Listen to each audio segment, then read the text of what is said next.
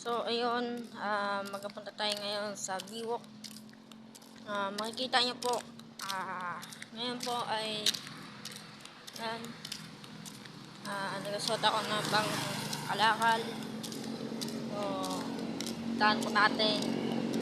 Hindi lang po ito na mabibili po tayo sa isang tao po na kahit pilay po siya, pero nakakapagtinda pa rin siya ng mga chicheria po, ganun po. Doon po kayo mabibili. Bakit po yung iba pong pilay po ay nakakatinda pa po?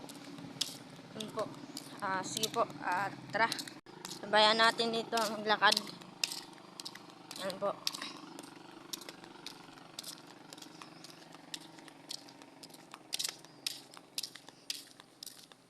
Yan. Punta na kami.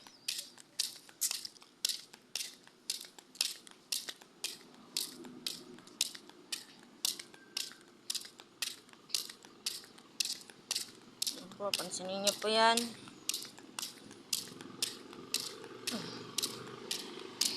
Galing po kasi akong kalakal.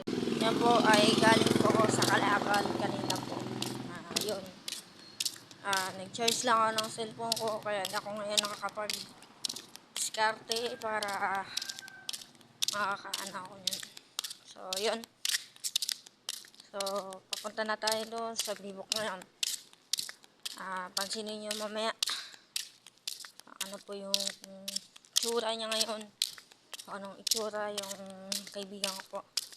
So, sana po ito po sa YouTube na to na matulungan niyo po ang isang tao po.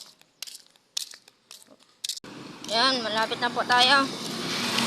So, dito na po tayo sa Biwok. Yan, pansinan niyo po kung saan po yung nakatira.